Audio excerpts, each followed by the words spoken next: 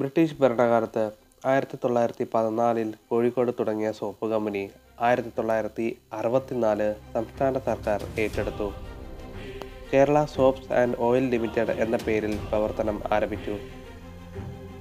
Kerala sandal, thrill, വേപ്പ്, ലവൻഡർ എന്ന പേരുകളിൽ ബാത്ത് സോപ്പുകളും കേരള വാഷ് വെൽ എന്ന പേരിലും വാഷിംഗ് സോപ്പും വിപണിയിലിറക്കി.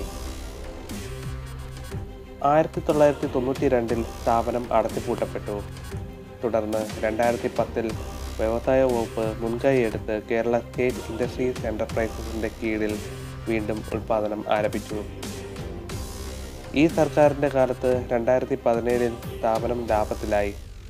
നിലവിൽ ചൈനയിലേക്കും തായ്ലാൻഡിലേക്കും സോപ്പുകൾ കയറ്റുമതി ചെയ്യുന്നുമുണ്ട്.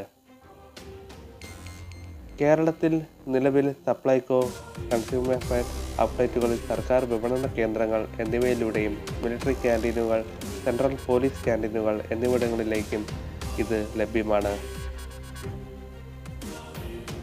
ഇത് പാവപ്പെട്ട വെറും 20 രൂപയുടെ ഒരു സോപ്പിൻ്റെ കാര്യമാണ്.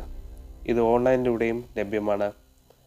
www.keralasoaps.net എന്ന സൈറ്റിൽ കൂടെ നിങ്ങൾക്ക് ഓൺലൈനിലൂടെ വാങ്ങാവുന്നതാണ്.